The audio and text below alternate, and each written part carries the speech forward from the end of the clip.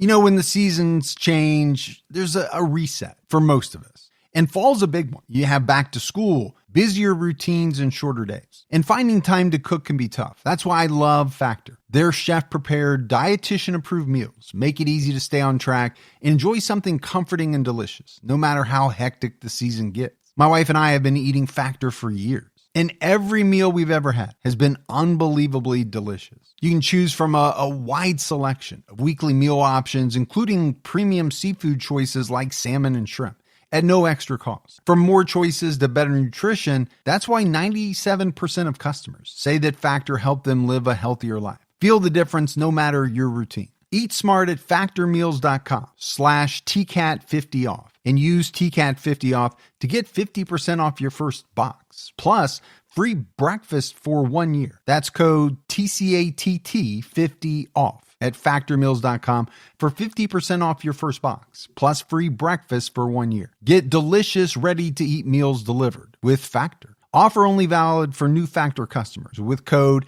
and qualifying auto-renewing subscription purchase.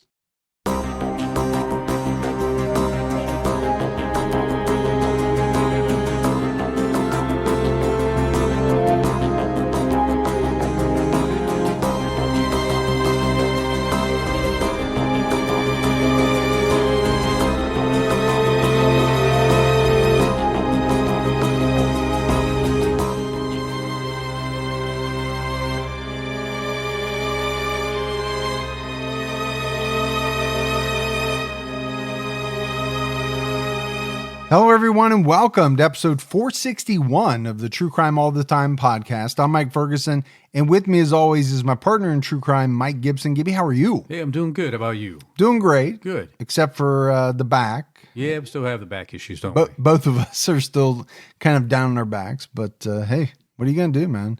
You got to power through. Yeah, absolutely. Let's go ahead and give our Patreon shout-outs. We had True Pearson. Hey, Pearson. Beth Lasitra. What's going on, Lasitra? Samantha Gardner jumped out to her highest level. Oh, that's awesome. Thanks, Samantha. Jen Holyfield. Hey, Jen. Testicles. Well, Testicles. Well, we appreciate that. Testy. Rhonda Holly Chappell. What's going on, Chappelle? Or Chappelle, yeah. Actually, I think it might be Chappell, but I said Chappelle on Patreon. Well, you say Chappell, I say Chappelle. I think it's Chappelle. We'll just leave it there, I guess. Jason Manwaring. Hey, Manwaring. Yvonne LaRoche Pardo. That's a fun name to say. It is LaRoche fun. Pardo. And last but not least, Kristen Chesnick. What's going on, Chesnick? And if we go back into the vault, this week we selected Natasha Carter. Carter. Mr. Carter. Yeah, I remember that show. Yeah. Who doesn't? Well, young people, but you know what I mean? Probably a lot of people are like, I don't even know what he was referencing. It was a funny show. It was. Back in the day when you had 3 channels and much less to choose from. It was John Travolta was in that. He was. My hair. And we also had a great PayPal donation from Emily Check. Hey, Emily. So we appreciate all the support. We love it. We have an episode out right now on True Crime All the Time Unsolved. And it's a big case. We're talking about 21-year-old Maura Murray, who went missing from Haverhill, New Hampshire in 2004, moments after crashing her car in the snow. And over 20 years later, there's still no trace of her. But this is such a big case. There's have been, entire podcasts dedicated just to this case. There have been. And, online forums, amateur sleuths. This is one of those cases that a lot of people really follow. It's very fascinating. So, we took a long time in doing it, but a lot of people have asked us to cover it. All right, buddy, are you ready to get into this episode of True Crime All the Time? I am. We are talking about Marie Robards. Marie was charged with poisoning her father with chemicals she stole from her high school laboratory. She was only 16 at the time, and she claimed she only wanted to make her father sick so she could go back to living with her mother. But prosecutors described the death of Steven Robards as cold-blooded murder and the perfect crime. Steven Robards and Beth Lomer were high school sweethearts in Fort Worth, Texas. Beth and Steven married in 1974. She was 18 and Steven had just entered the Navy. I think you were in the Navy in 1974, weren't you? I was in a lot of things. I was one in 1974. Yeah. You weren't that much older. I was 8. You were 8. Yeah. Not quite Navy time yet, but... I played Navy, though. And I'm sure you had a singlet by that point, just in preparation for your high school wrestling career. Well, absolutely. Came out with a singlet on.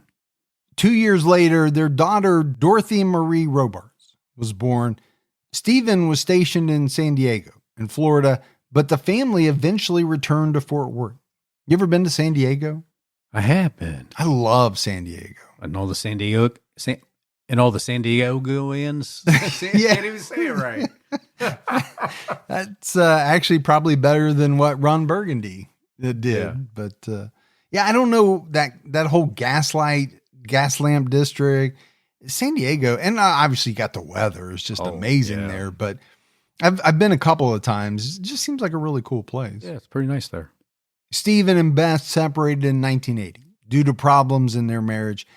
Beth took Marie with her. Beth told Texas Monthly that she became disillusioned with Steven because he began experiencing depressive episodes after their wedding. And let's face it, Gibbs, a lot of people struggle with depression. They do. That is something that, has been around a lot. I have a feeling maybe even more so post-COVID. Maybe there's probably even more people struggling with depression. Yeah, I kind of agree with you. The difference, though, between today and back in 1980 is I'm sure there wasn't a lot of conversations about it. No, like a lot of things. Right. Especially related to mental health. When you and I were kids, I'm sure a lot of the kids that we went to school with had things going on, from ADD to OCD and all that stuff. It just wasn't recognized that much back then. Beth said Steven's behavior had always been a little erratic, but I was a naive Catholic girl caught up in this whirlwind teenage romance with this suave guy. But there came a point when I didn't know how to act around him anymore. He became jealous. He had temper tantrums. He couldn't hold on to a job. And then there were times when he would get so tired and feel everything was so bleak and dark and that nothing was worthwhile. It's hard to be around somebody that is bleak and sees the negative in everything. Yeah, I agree with you. And, I get it. If he's suffering from depression and it's undiagnosed, it's not treated, well, it's just probably going to get worse, right? Yeah. I don't know that some of that stuff gets better on its own. By 1981, Beth was married to a man named Frank Burrows, whom she met when Steven was stationed in Florida. Beth claimed they were just friends, and there was nothing between them at that point. Now, that could be true. It could not be true. I think when people end relationships, get divorced, sometimes they meet new people. Sometimes they rekindle relationships that they've had in the past. And when I say relationship, I don't even mean romantic. No. Just people in your life that maybe you had an attraction to but didn't act on, or you just thought they were a really good person. And you just got along with them really well and kind of just clicked. Now, the flip side of that is, there could have been something going on. Yeah, there could have been. While the marriage was still going, but we have no idea. Burrows was recently divorced and had a young son. He worked as a police officer in Granbury, Texas. He wanted to be a father figure to 4-year-old Marie. Marie called both Frank and Steven dad. And you and I have talked a lot about kind of the stepdad role or the stepmom role. It's not always the easiest role for someone to take on. No, it has its challenges. Yeah. I mean, I've never had to do it, but I do have both a stepmom and a stepdad. And let's face it, there were times when, I didn't get along with it. And you told them. I'm sure I did. Yeah. Actually, I can remember telling them. I didn't make it easy on them all the time. Let's put it that way. And I don't think that's unique. No, I don't think it is at all. Although Marie lived with her mother and Frank full time, she still visited Steven twice a month in Fort Worth. Marie began having problems with her stepfather as an adolescent. J. Randall Price, a psychologist later hired by her defense attorneys, told Texas Monthly, when Marie has described those days, I have sensed there was some jealousy or possessiveness about her mother's relationship to Frank. Marie might have seen the marriage as a way of taking her mother away. By the same token, Frank was probably jealous of the mother-daughter relationship. So it can go both ways. Yeah, I mean, and again, just highlights kind of how tough that situation can be. Not just for the stepmom or stepdad, but for the kid as well. It was clear to anyone that Marie and Beth were extremely close, almost like sisters or best friends. And man, what mom doesn't want that type of relationship? Yeah, I think at a certain age, right, you look forward to that. Mm-hmm. That usually comes a little later on. I think so, yeah. As the kids get older, but I can see a pretty stark contrast in my daughter's relationships with my wife now versus when they were, 10, 12, 14, 15. Yeah. Big difference, right? Big difference. And that's how it really should be. I kind of think, my personal opinion is like, when you're a parent, you got to be a parent, and you're going to do and say things that maybe your child won't like. But as they get older and mature, then, that kind of changes the dynamics. Well, it does. You're pushing back a lot, right? As a kid, you're testing those boundaries when you're 14, 15, 16 years old. Although there was some tension at home, Marie appeared to be doing well. At Granbury High, she was known as a good-natured girl who stayed out of trouble. She played the clarinet in the band and participated in art and dance. Now, I know you've talked to me about it, playing the clarinet. That was your instrument. Oh, man, I was like Kenny G on that thing. You were a woodwinds guy. Just call me Gibby the Woodwind. What I thought was strange is that in old photos and videos of your recitals, you were wearing the singlet. Well, a lot of times wrestling practice and band practice was right before or right after. So I just had to be ready to go to the next thing. Oh, okay. So sometimes I'd have to take my clarinet and shove it down into my singlet, and hey, where you put your clarinet is your business. I don't think everybody needs to know that part. In the summer of 1992, shortly before Marie started her junior year, Beth and Frank almost separated. Frank would later testify, at the time, I failed my family as a father and as a husband. I caused grief. Marie had lost respect for me because of what I had done. Beth explained that Frank was having an affair, and Marie caught him the weekend before her 16th birthday. Beth was devastated when Marie told her, but she decided to stay with Frank. So, we're talking about the dynamic, right? The stepdad, stepdaughter dynamic in this case. Well, now Marie catches him having an affair. So, that's going to add friction right there. Yeah, it's going to be a problem, right? When your stepdaughter catches you having an affair. And obviously she's got to go tell her mom. Sure, which her mom is also one of her best friends, right? So it's going to happen, and it's just going to ruin that trust bond. Beth told Texas Monthly, I loved Frank, and I knew that he just didn't have his head on right. He felt neglected because of all the time I was spending with my own job. Beth worked in the emergency room at the local hospital, and she said this was his way of reacting. Now, I get it. People have affairs. I'm not saying it's right, but it happens. Sure it does. And I do think in a lot of instances, the person who's being cheated on, they have to make a big decision. Do I end this relationship, or, do I try to work through it, forgive this person, and make my marriage strong? Yeah.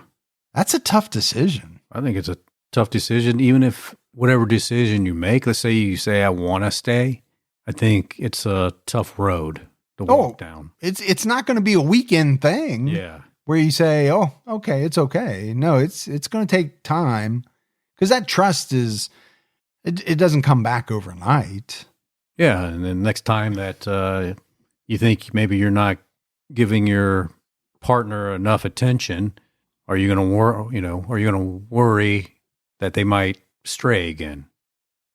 Folks, what if I told you most collagen products aren't just a waste of money? They're loaded with toxins that could lead to skin issues, heart problems, even cognitive decline. Scary, but it's true. See, collagen is the most abundant protein in your body, and your natural supply drops as you age. That's why so many people are turning to collagen to relieve joint pain, rebuild bones, and even look years younger. But here's the catch. You have to know what to look for, or you could end up doing more harm than good. Before you buy another tub from Amazon or your local store, go check out the top 5 collagen warnings every American needs to see, along with a special offer. It's a quick read that could save your health and your wallet. Right now, get a special bundle deal at a fraction of the retail price plus free shipping. This offer is only available at getnativepath.com/TCAT. That's GETNATIVEPATH.com/TCATT. Marie's relationship with Frank was damaged after she caught him having an affair. She started talking back to him and refused to clean her room when he asked her to. She also withdrew from her mother. One day, Marie came to Beth and said she couldn't stand being in the house. She wanted her mother to divorce Frank. When Beth said she loved Frank and knew he would change, Marie told her, I have to leave. And that's when Beth arranged for Marie to live with her parents in Fort Worth. Marie enrolled in a new high school, but 5 days later, she used her own money to get a cab back to Granbury. So I talked about it, right? This relationship between Marie and Frank was damaged because obviously she caught him having an affair. But it does sound also like she was upset with her mom because her mom wasn't willing to leave him. She didn't want to leave him. Yeah. She wanted to make the marriage work. I think that upset her, obviously. Like, why would you stay with this guy, Mom? The problem was Frank had a rule that if his son or Marie wanted to move out to live with another parent, they couldn't move back in. He later explained that he didn't want the kids to think they could go back and forth whenever they wanted to get their way. When Frank's own son moved out to live with his mother, he didn't allow him to return. So when Marie showed up at the house, Frank refused to let her inside. I can see why he has that rule, but I also think because of his actions, maybe he should have been a little bit more understanding. Yes. Because possibly his actions is what led to all of this in the first place. Yeah, I get that. Now, if you have a rule and you don't follow through with it, well, then what good is the rule? Now, you can argue, was the rule good to begin with, or were there extenuating circumstances? And you could also say, well, he didn't follow the rules of marriage, right? Yeah, absolutely. Beth recalled, it was this terrible scene. All of us outside screaming and crying at one another. Marie was crying for me to take her back. And Frank was shouting at me, you know the rule and you can't break it. The same thing that applied to my son should apply to her. He was making sense, I know, but I felt like he was making me choose between him and her. And I think he absolutely is. But Beth chose to stick with the rule and called Steven to take Marie. She thought this would be a temporary arrangement and Frank would soon let Marie move back in. I mean, that's a really tough place for her to be in. It is. I'm surprised that he had the power that he had, though, after what he did. Yeah, you would think he would be in a very weak position. Yeah. But it didn't seem that way. According to defense psychologist Randall Price, Marie saw this as abandonment. I can see that. Yeah, I mean, I think a lot of people would. Steven was excited to have Marie living with him.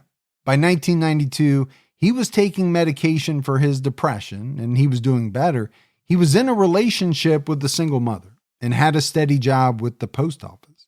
Steven was living in a 1-bedroom apartment, but applied for a 2-bedroom unit at his complex to accommodate Marie.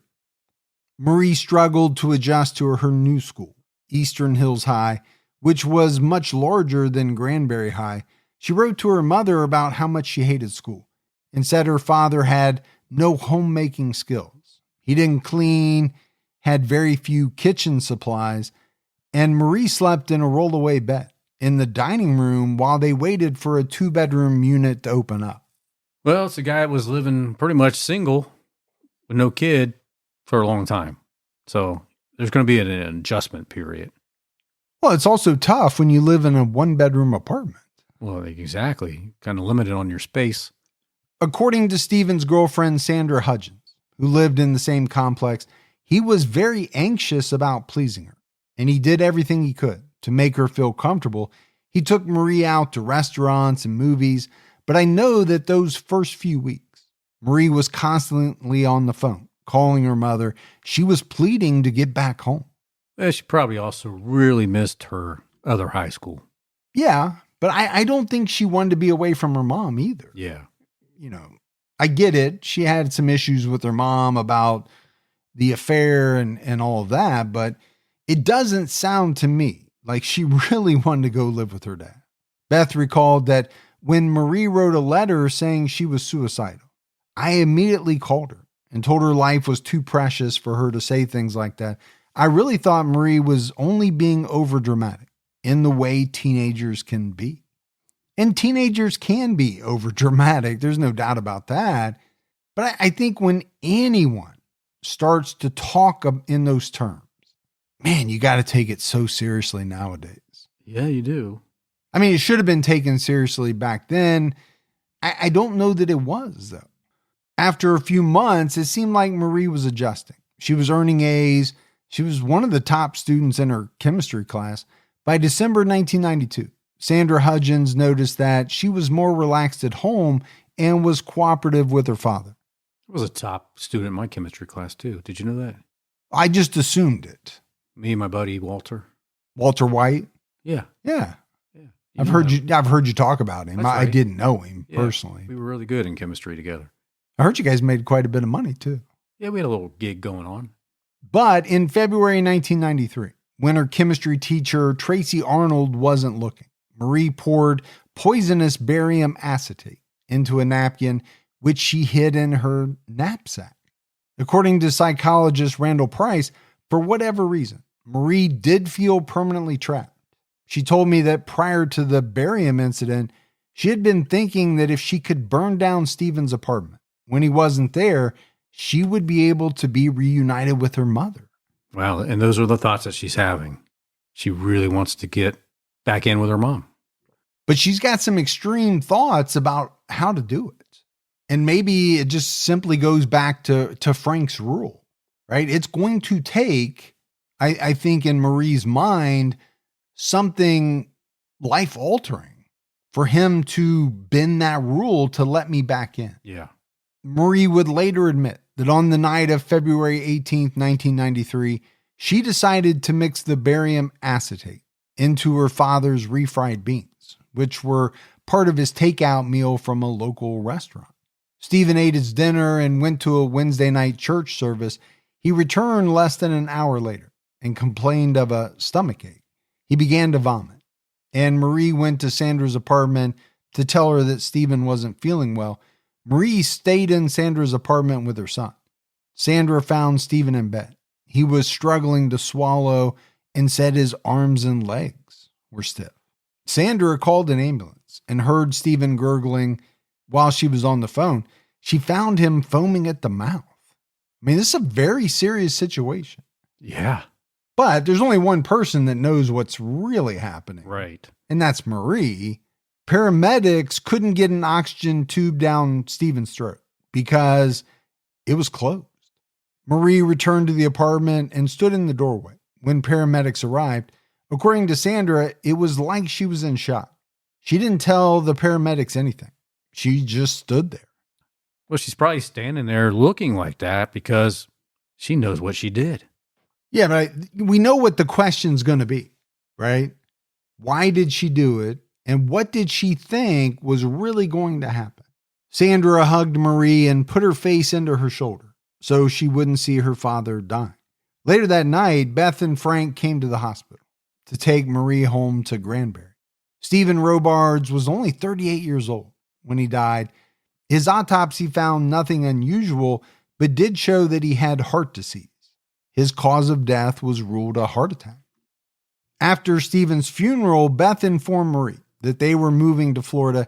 She explained that she and Frank were still having problems, and she was moving out.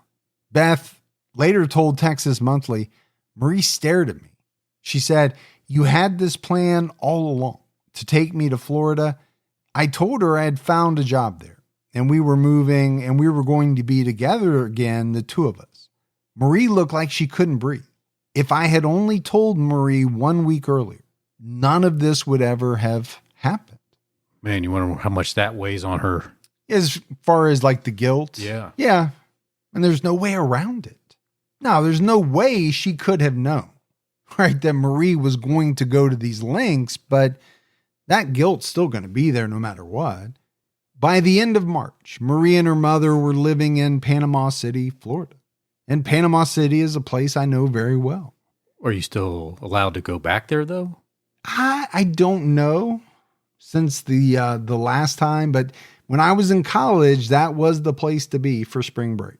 Yeah. I know we went at least 2 years in a row, and it was wild. I mean, you could take kegs on the beach, bury them in the sand, try to keep them a little cold. It's like the old Daytona and Fort Lauderdale days for me. It was like no rules there. Yeah. They actually sold kegs of beer in the hotel lobby. They knew how to make their money. Yeah. Marie enrolled in a new school, but she was so depressed she struggled to get out of bed some days. Beth sent Marie to a counselor, which didn't seem to help. In June 1993, Frank Burroughs came to Florida to try to fix things with Beth. Marie was accepting of Frank's presence for 2 weeks until she found a note in his pillowcase from another woman. Well, I'm sure that went over well, him coming back and being all, "Baby, take me back, please." And then Marie finds this note from another woman. Yeah. Well, Marie already had the experience with Frank, right? Catching him cheating. So this just had to be just another dagger against him for her. I mean, if you had any hopes that Marie was going to trust you again as best daughter, it just went out the door. Which you kind of need for the relationship with Beth to work, Absolutely, right? Yeah. Marie told her mother, "Mom, you can put up with him if you want to, but I don't have to. I miss Texas and I'm going home." Beth remained with Frank in Florida. Marie asked to live with Steven's father, Jim Robards, in Mansfield. Beth later said, "I think Marie somehow wanted to make up to the Robards family and be the best granddaughter there was. She was determined to start a new life." The Robards family never suspected anything of Marie. The only thing they noticed was her refusal to go to her father's grave. Marie told them she couldn't emotionally handle it. I'm sure that had to be hard, knowing that the reason he's in that grave was because of something you did. Well, very hard. But can we go back to Beth's decision? And I don't want to make too much out of it. I don't want to paint her as a bad person, but this is like twice now that she has essentially picked Frank over her daughter. Yeah. And we said it, right? The first time Marie took that as a real abandonment thing. And I'm sure this just compounded it. Marie kept the true cause of her father's death a secret for almost a year. She was a straight A student at Mansfield High, and she participated in volleyball and the yearbook club. The other girls thought she was mysterious because she refused to talk about her past. Well, heck, I don't like to talk about my past, so does that make me weird? That alone? No. I mean, there's a whole bunch of other things that make you weird. I mean, some of it you're, contractually obligated not to talk about. You signed NDAs around numerous different things, but I get there are some things in your past that probably shouldn't be talked about ever. But what I want to talk about, Gibbs, is Marie kind of living with this secret, knowing that whether she meant to or not, right? Because we'll get into that. She killed her father. Yeah, she did. And now, she's living with her grandparents, his parents. Yeah. She's going to a new school, kind of going on with her life, but it had to have been eating her up. I would think so. I don't know how anybody kind of just keeps that inside without it gnawing at them all the time. I mean, anytime her grandparents would have brought up Steven's name, I think it would probably just hit like a dagger. Marie's closest friend was a girl named Stacy High. They were inseparable, and they did everything together. Stacy described Marie as one of the most mature girls I had ever met. Did you ever meet Stacy's mom? No, who's that?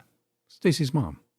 Stacy suspected that Marie tried to present a perfect exterior to hide something. She told Texas Monthly, I had come from an abused background, and I had been to plenty of psychologists. I could tell that Marie had gone through something too. I thought I could help her come out of her shell, teach her to have a little more fun in life. So certain people are seeing this. Yeah, I always wonder, was she really seeing it at the time? Or, is she talking to a reporter after the fact? And maybe it's both. Maybe she did see it at the time. But Stacy's view of Marie changed completely one night in January 1994. The girls were studying Hamlet together.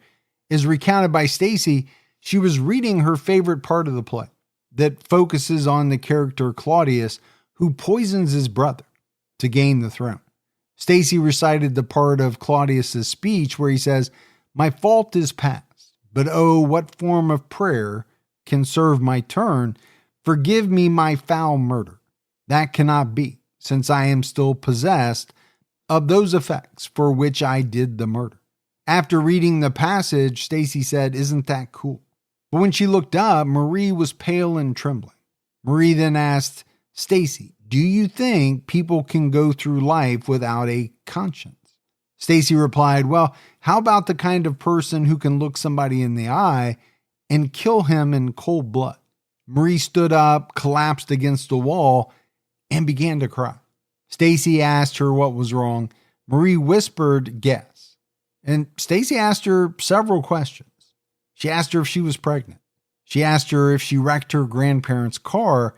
Finally, Stacy asked her if she killed someone. And she was joking. But Marie answered, "My father. I poisoned him." What a oh shit moment. Oh my gosh. I can't even imagine.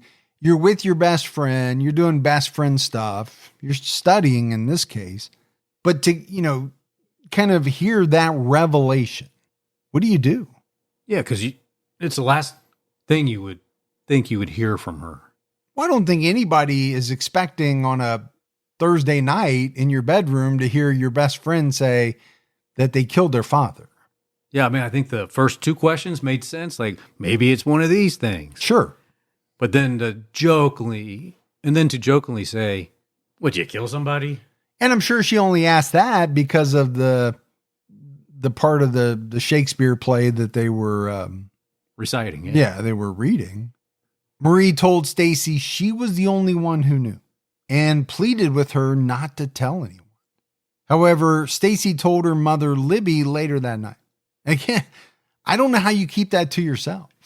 Now, people do, because we talk about it in so many cases, whether it's knowledge of a murder before the murder occurs. Right. And they don't go and tell anybody for whatever reason. They don't think it's going to happen. They think somebody's just kind of venting or whatever. In this case, it's obviously well after the fact of the murder, but you still have that knowledge. Yeah. And you got to make a decision on what you're going to do with it. It's like when you told me something that was terrible and you said, "Please don't tell anybody." And I said I wouldn't, obviously I told my two brothers and I told Vinny at the gas station. I told Sheila at the bar. But outside of that, I've kept it a secret all this time. I'm sure they haven't told anybody. No, I'm sure they haven't either. But that brings up a good point, right? You also have to look at it from Marie's perspective. she is holding this piece of information in. And like I said, I'm sure it's eating away at her. Oh, it had to be. She's with her best friend who she probably thought more than anybody she could trust, and she unburdens herself of the secret. But Stacy goes and tells her mother, which is exactly what she should do. Well, let's be honest. Yeah. With that information, but not everybody does. Libby initially thought that Marie was overcome with grief about her father and made up the story. Libby called the poison center number to ask if barium acetate could kill a person by closing their throat. The person on the line said it could, and then asked suspiciously why Libby wanted to know. Well, that would be a suspicious call. It'd be a good question to ask, right? Absolutely. Yes, it can do that. Also, why are you asking? But Libby chose not to call the police. She explained to Texas Monthly that after her disastrous marriage, she felt a responsibility as a single mother to prepare Stacy for the real world. Libby said, "I wanted Stacy to know that I trusted her to make her own decision about Marie. I guess I knew that this was the moment in which Stacy was going to have to grow up." So it sounds like maybe she put it back on Stacy? I think she did. Now, you can debate that, whether it was right or whether it was wrong. I think from her perspective, she didn't want to violate her daughter's trust. And I get that. She's a single parent. But you have to weigh that with, okay, what's the right thing to do? It's, again, these decisions, some of them are tough. Nobody knows exactly what they would do, probably, unless they were in that exact position. It's pretty easy to say she should have called the cops, though. Tracy tried to keep the secret for weeks. She later told Texas Monthly, when you're in high school, it's like so important not to betray your best friend. And this is something you and I have talked about a lot. When you're in high school, that is your world, right? Your friend group. It is. You also think that's the most important thing, not only right then, but that's ever going to happen to you. Everything. Yeah, sometimes you think it's more important than your own family. Mm-hmm. Your boyfriend at the time, your friend group, and more times than not, those relationships, they're not going to last.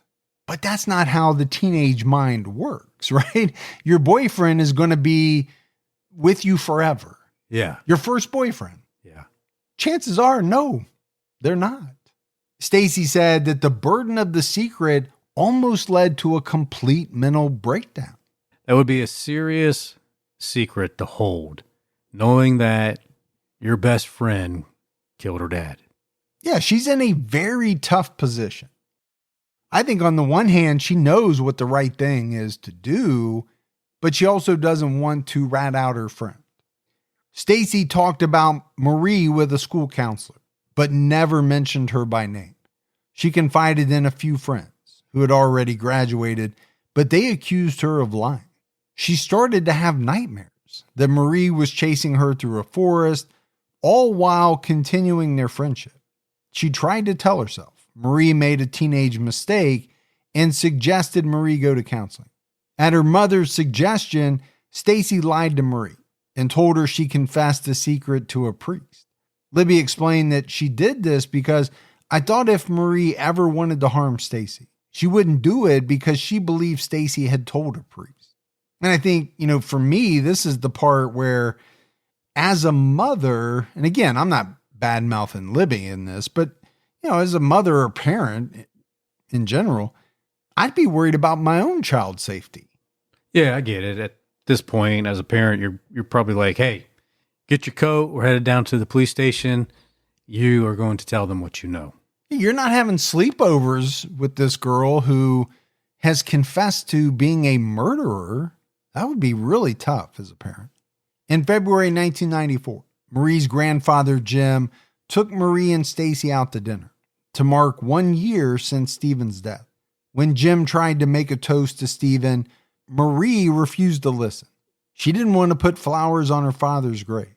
She said she was over his death and no longer wanted to think about it. I think as a grandparent, you're going to be very confused, offended, taken aback. Yeah, I mean, you got to wonder, like, what's going on with Marie? Why is she acting like this? She's acting as though she never loved her father at all. Doesn't miss him, is not sad about it. A few weeks later, Stacy could no longer bear the guilt. She went to her high school counselor and asked them to call the police. All the medical examiner's office needed to do to prove Steven was poisoned was retest his blood, which they had a sample of. However, it took almost 3 months to find a lab with a machine capable of testing for barium acetate. It took another few months to get the results. How does that work? You have this blood sample, you need to test it, and you got to make like 200 calls during that week. Like, hey, this is John over at the lab. Do you guys have the X52 machine so you can test for this substance? No, okay. You mean the X52 sphincter niner ringworm? Yeah, exactly. Well, keep in mind, it's not 2026, but it does seem like it's also not the 1880s. Yeah, exactly. It's like, come on. It's not even the 1970s. You would think that wouldn't be that hard, but I guess it was. As the months passed, Stacy questioned her decision to report Marie.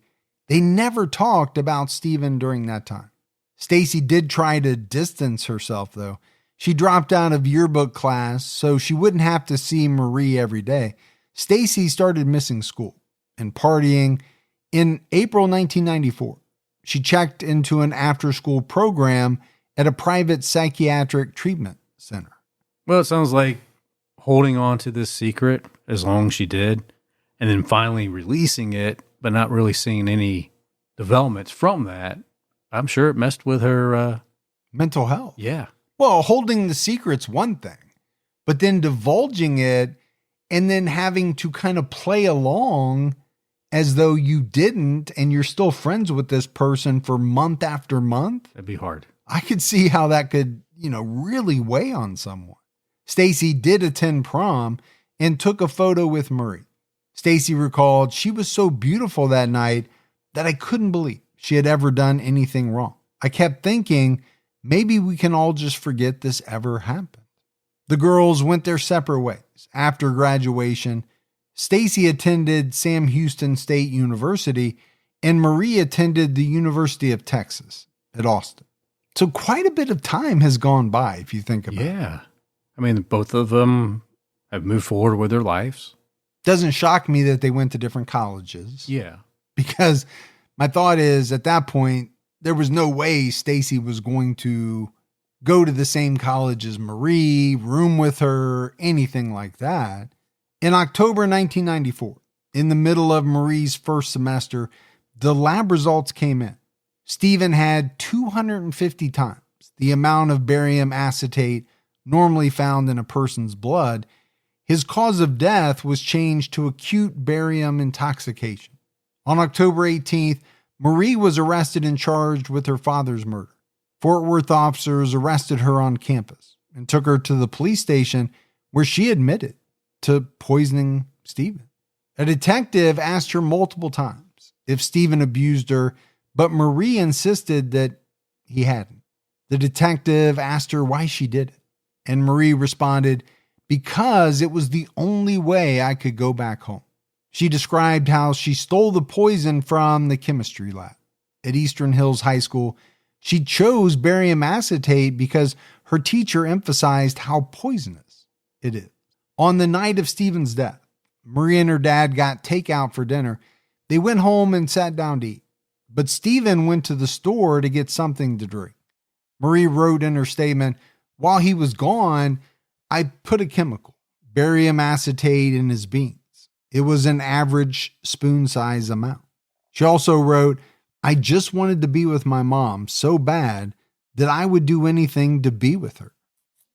Part of me wonders at that moment, did she feel any type of relief? I would imagine so. I mean, on the one hand, nobody wants to be in jail. Yeah. Or caught for something like this. But, on the other hand, I'm sure this had been eating at her for years. This is like 2 years, right? Since the murder happened. On January 26, 1995, Marie was certified to stand trial as an adult on murder charges. Sworn statements by Marie and her friend Stacy became public during her hearing. Marie was indicted for murder on March 29, 1995. Marie was released on bond and went back to Granbury, where her mother and stepfather moved earlier that year. She got a waitressing job while awaiting trial. Sure, that went over well. Well, I think I've told you, I've been watching this 60 Days In. I also watched another show about people getting booked into the jail. And some of these people, they don't get any bond for things that are a heck of a lot less than murder. Yeah. So I'm sure it varies by state, but now it could also, have had something to do with her record, her age. I mean, there are a lot of factors, right, when it comes to bond and all that. Beth used the life insurance money that Marie received to hire 2 attorneys, Bill Magnuson and Ward Casey. Their goal was to convince the jury that Marie didn't know barium acetate was deadly. If the jury believed she didn't intend to kill her father, they might convict her of manslaughter rather than murder. It's kind of weird that she can afford these attorneys only because she has the money that she received from her father's passing, which she caused. Yeah, obviously there's something not right about that, but it's a good defense strategy. Right? She's already admitted to the poisoning. Right. She's not getting out of this thing scot-free. No, she just wants to try to lessen the impact. Well, and that's what her defense attorneys are trying to do. Marie did an interview with the AP just before her trial in May 1996. She said she loved her father very, very much, but wanted to live with her mother. She never intended to kill Steven. She wanted to make him sick enough that she could move back home. She said, I never thought anything through. I didn't realize what I was doing. I knew I had done something very, very wrong, but I didn't think of myself as a criminal. She said about her father's death, I was in shock. My whole body just heated up. I knew I had done something very, very wrong. She also noted that she didn't feel animosity towards Stacy, adding, I think for a long time, I did a good job of pretending it didn't happen. For a long time, I tried not to think about it. Although she was dreading the trial, Marie said, I do look forward to the end of this thing. I've been pretty much in limbo the last year and a half. And, that kind of goes back to your question. Is there some relief in the admission of this thing? And I think maybe there was. She was saying in that statement that she didn't really know what she did was as bad as it was when she first did that. Meaning she didn't think it would kill him. Yeah. Yeah. And I can see that's a thought of a kid, right? That's somebody that's not mature enough to understand what can happen if you do something like this. Yeah. I mean, I think you have to balance that with how intelligent she was, right? She was a straight A student and she was particularly good in chemistry. Yeah. And she admitted that the reason why she chose barium acetate was because her teacher talked about just how very poisonous it was. Yeah. So you can take it a couple of different ways. Yeah, it's very poisonous, so it's going to make him really, really sick. Or it's so poisonous that it's going to kill him. Either way, you're taking a big chance. It's not like there's directions of how much to give somebody to make them sick. Well, that's true. So my thought is, as a jury, you got a lot to digest here, a lot to wade through. The trial started on May 7th, 1996. The prosecutor described Marie as an intelligent teen who was at the top of her chemistry class. She intentionally poisoned her father and didn't try to help when paramedics arrived. And that's a good point, right? We talked about it. She could have very easily told the paramedics exactly what was making him sick.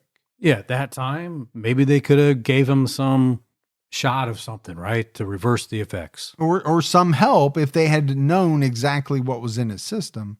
The defense agreed Marie was intelligent, but noted she was unsettled by her unstable home environment, defense attorney Casey told the jury she'd never say a bad word about her daddy because she didn't want to kill her daddy. She wanted to go home to mama.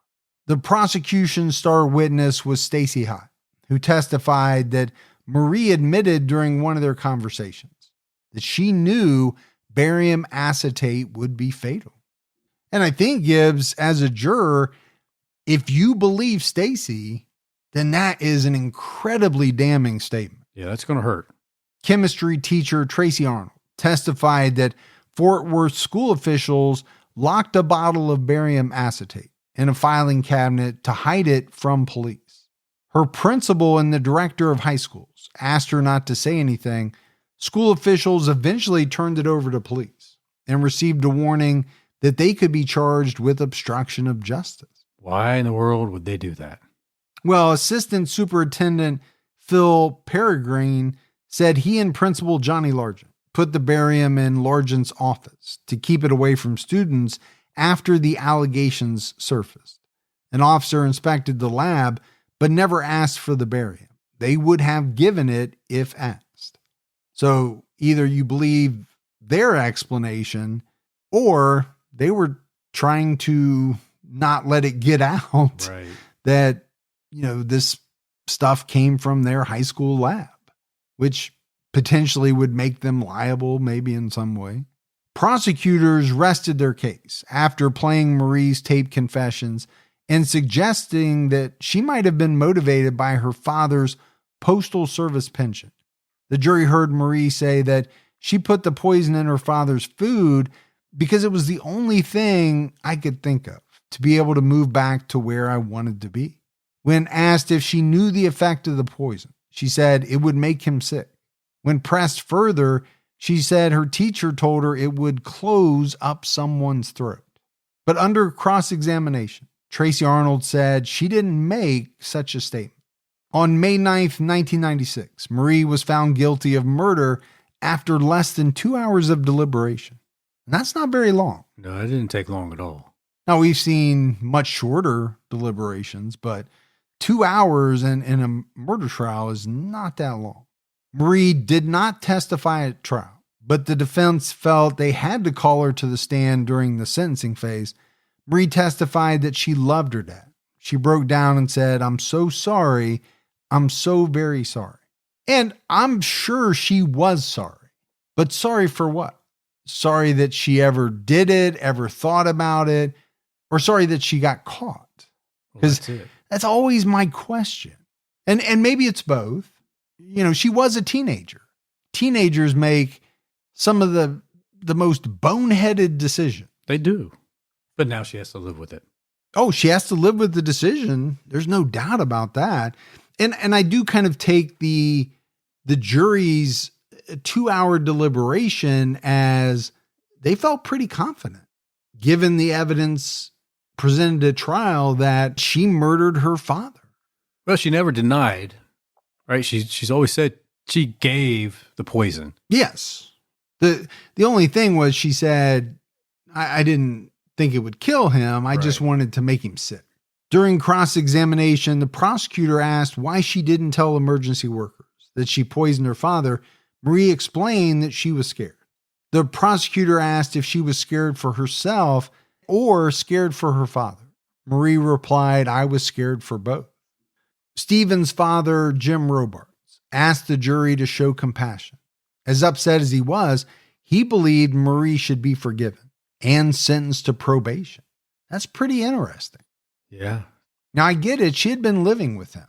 So I'm sure he was very fond of her, loved her, but she also killed his son. So that's a very tough position to be in. I mean, you could sit there and think, okay, it's my granddaughter. I love her. Mm-hmm. She did this terrible thing to my son, but she was just a kid. She didn't really know what she was doing. And he's already gone. There's nothing that's going to bring him back. Yeah. I don't want my granddaughter's life destroyed as well. And she'll always have to live with that the rest of her life. Texas Monthly later quoted Jim as saying, "I know this girl does not have a criminal mind. For reasons only she'll know, she committed this one-time act. But I know that's all it was. was a one-time act. I have to say, I don't understand what good a penitentiary sentence will do for a girl like Marie. And I understand what he's saying. At the same time, like we just talked about, right? There are consequences to actions. Now, what those consequences should be, I mean, that's up for debate. But I think probation's is a hard sell. Yeah, I mean, if the jury believes it's murder, you're exactly right. Probation only, probably not going to happen.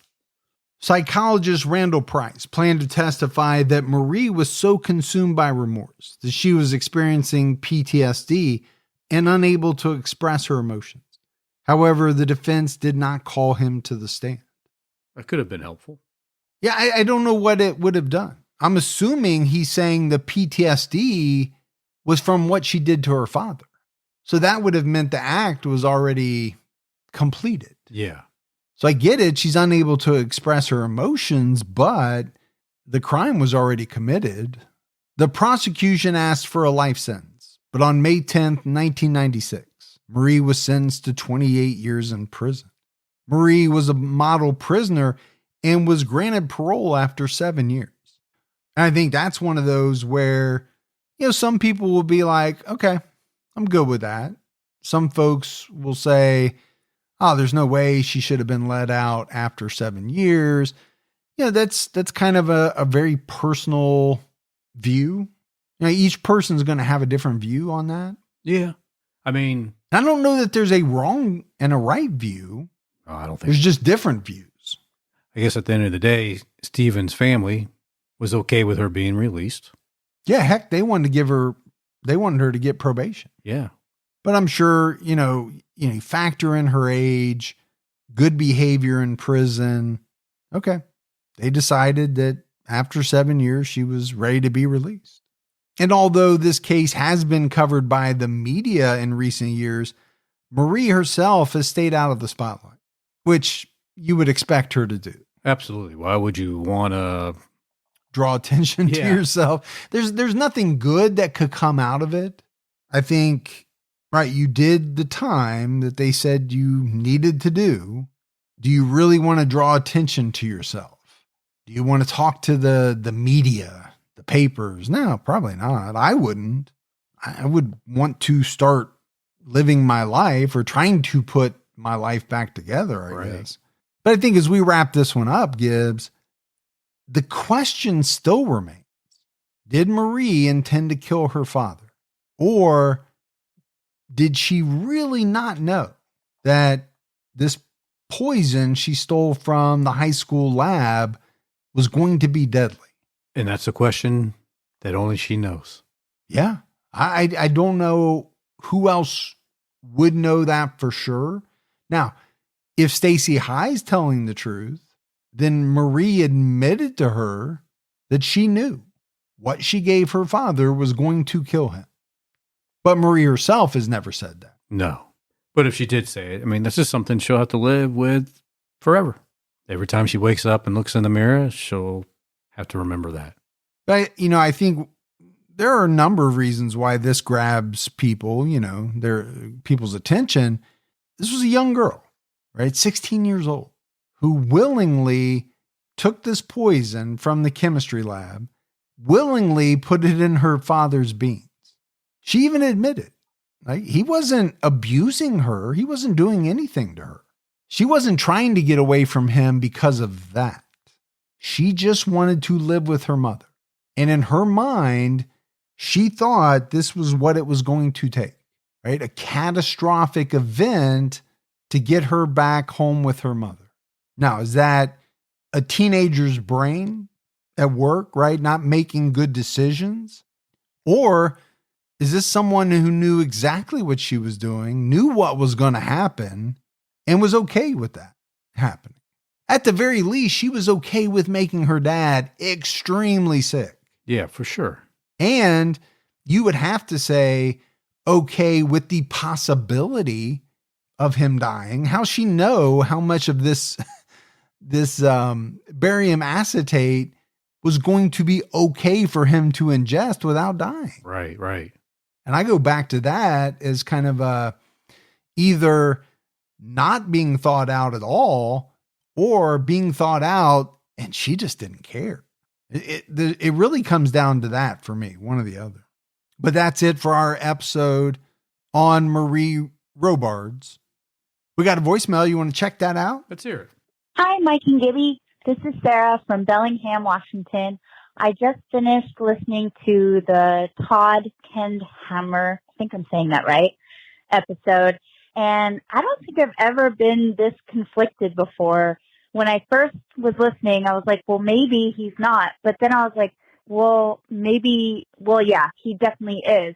Why would he make up so many excuses? But I almost had the benefit of the doubt, but I just didn't understand why he would do these things. So I felt compelled to call because I never felt this way before about a case. So it just felt so strange to me that this guy would make such excuses that, were so easily debunked, I guess. But anyways, I'm a very long time listener. Met you guys in CrimeCon in Vegas a few years back. Still have my whistle on my keys. So, but yeah, love you guys. Team Mike and Team Gibby all the way. But have a great day. Stay safe and keep your own time ticking. All right. Love you too. I think, Gibbs, that was an episode where a lot of people were conflicted. Yeah. I've actually probably gotten more communication about that episode of people being conflicted than any other one that I can remember because it was so strange. It was. It really was. What this guy did, how he thought he could get away with it, if he really did what he was convicted of doing. But, to me, there are cases where, at the end of the day, even with the evidence we know of that was presented at trial, it's pretty easy to see, right? Why somebody was convicted. There's very little doubt that they did what they're accused of doing. But every now and then there's a case where, you just don't know. Yeah, it's just too gray. There's a little bit of gray there. And I think this was one like that. But we appreciate the voicemail. Yeah, absolutely. And hopefully we'll see you again, maybe in Vegas. That's right. We're going back to Vegas. We're going back to Vegas in March or April or May. I think it's May. I think it's May too. May, yeah. I'll get there eventually. Yeah. So we'll see you again. All right, buddy. That is it for another episode of True Crime All the Time. So for Mike and Gibby, stay safe and keep your own time ticking.